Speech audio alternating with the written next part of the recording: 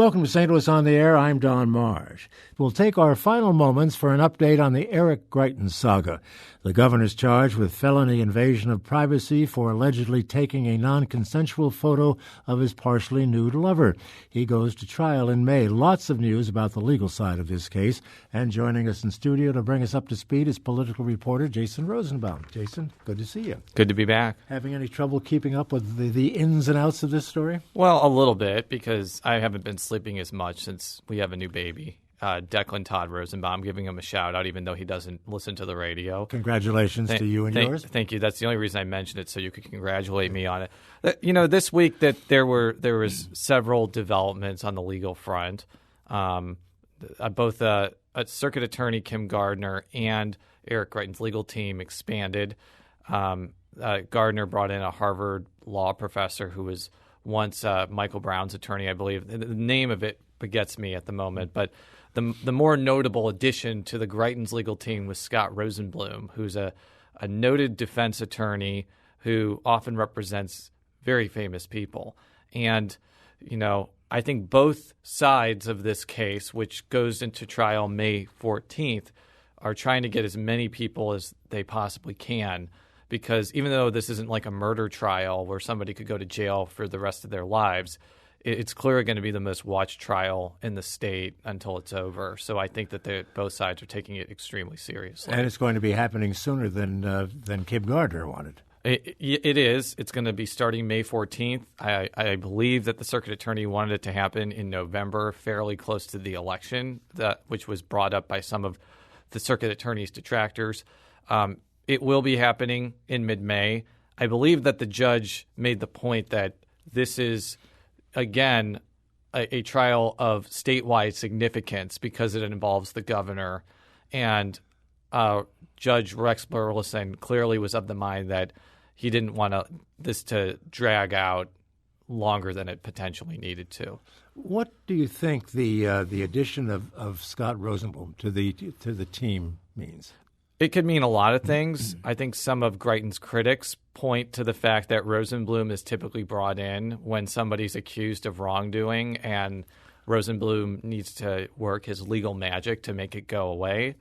But it could also mean that the governor and his legal team are trying to have the most legal firepower that they can have when they end up going to trial.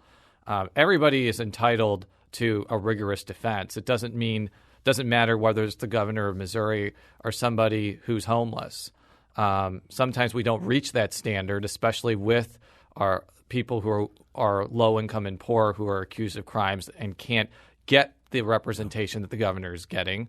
But this is part of the legal system where someone with means, like the governor, can accumulate robust legal representation to defend his name, as is his right. Robust might be an understatement. He's got Garvey, the former judge. He's got Scott Rosenbaum. He's got Dowd Bennett, a prestigious law firm here, which actually a partner of that firm is former Governor Jay Nixon. Indeed, and I believe U.S. Senator John Danforth is part of that firm as well.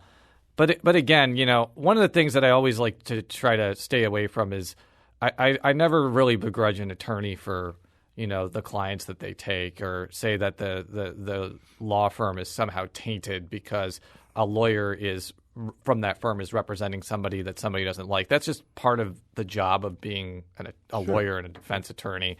And similarly, you don't begrudge somebody who's accused of murder or a very serious crime of making sure that they have as much legal representation as they can get. As I mentioned before, sometimes people can get more than others. You say that the governor is a man of means, and he is, but do we know who's paying these lawyers? I do not believe so. I was on paternity leave when the governor was indicted, but I believe that one or more of my colleagues asked that question, and I don't believe that we've gotten I don't think we've got an answer on that. So I'm not really sure at this point is what I'm trying to tell you. Well, let's talk for a moment about the House committee that is investigating this whole scenario. This could possibly wind up with an impeachment charge. It could. I don't think that the chairman of that committee, Jay Barnes, is promising that, but clearly the first step toward a possible impeachment is forming this committee and having the committee study the facts of the matter. One of the things that is garnering or eliciting a lot of controversy is that so far there have been meetings of this committee that have not been open to the public. There has been at least a couple of senators who have expressed concern about that. Senator Rob Schaaf of St. Joseph, who is by no means a fan of the governor, has pointed out that if the House committee decides not to do anything, that not having it open could leave them with the impression that, they kept things secret and let the governor off the hook without any public scrutiny. What Barnes and other committee members will tell reporters is that they want to protect the confidentiality of witnesses, and I think that they want to take this as serious as possible as a fact-finding operation without it turning into a media spectacle, so to speak. Obviously, as reporters, we want to get as much information as possible, so I think that the lack of openness has still prompted reporters to camp out outside wherever the committee is being held. I'm not in Jefferson City, so I haven't had that laborious task yet.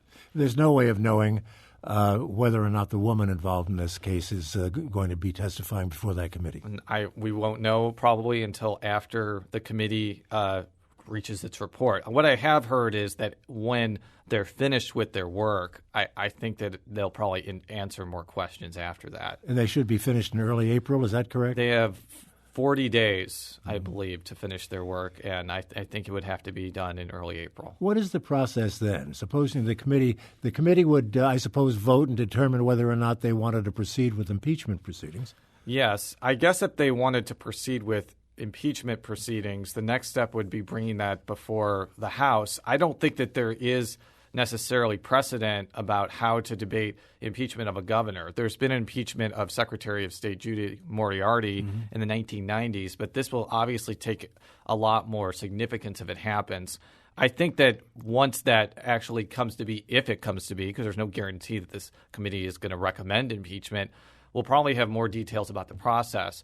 All I know is if the House ends up voting to impeach Governor Greitens, it then goes to the Senate to where they would appoint a panel of eminent jurists to decide whether or not Greitens is ousted or not. And what I've been told is that if that actually occurs, that the governor is suspended from doing anything. I would have to reread the Constitution, but somebody who has been following this process told me that is a likely outcome of him just being impeached, even though he wouldn't be thrown out of office immediately. There seems to be fewer calls, I should say, for resignation at this point.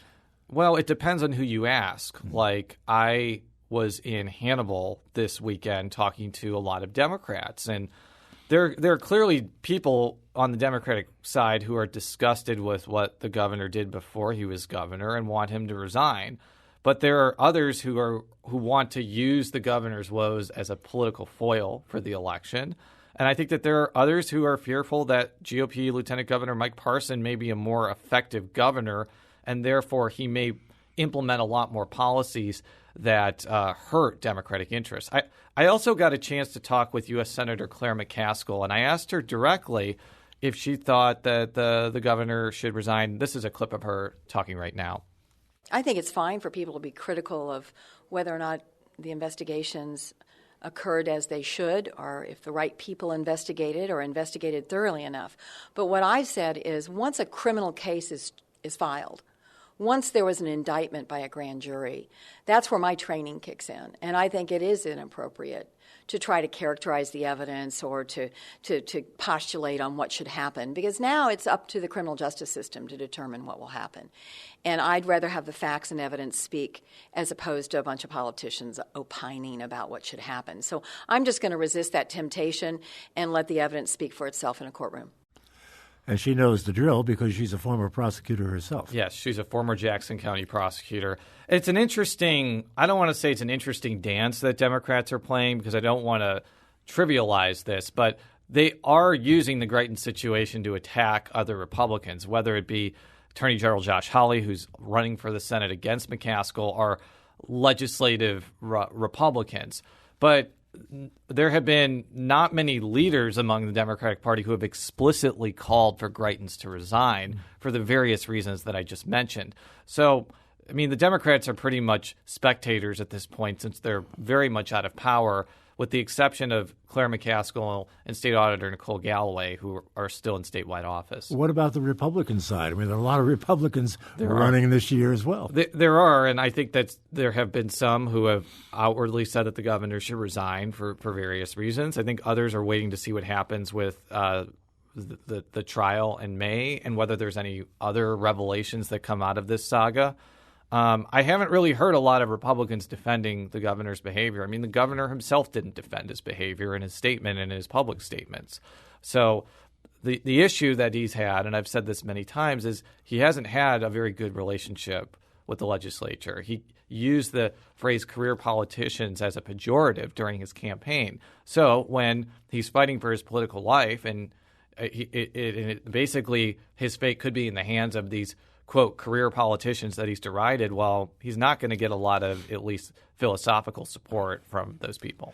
He apparently is trying to rehabilitate his image somewhat. Have you seen the Facebook photos of him with the little bear cubs? I have. It was they were very adorable photos. I have nothing else to add beyond that snap impression. Okay, in the minute we have left, Jason, you're involved in a new project now involving Governor Greitens, a podcast. Yes. We're going to try to have a regular Politically Speaking at the end of every week, wrapping up the legal, the legislative, and the political developments in the Greitens situation. We're going to be recording our first one later this afternoon, and if you subscribe to Politically Speaking on iTunes or any other podcast dissemination device, check it around later this afternoon because we'll have our first edition of this, which we're going to try to do on a regular basis. Okay, so this appearance here is kind of a warm-up for you for that, right? Yeah. and I don't know if we're going to be talking about bear photos at all in it, but probably not. It's probably going to just be on trying to get all the information to people about the week's Greitens developments in case they missed anything. We will look forward to that. Thank you, Jason Rosenbaum. This is St. Louis on the Air on St. Louis Public Radio, 90.7 KWMU. I'm Don Marsh.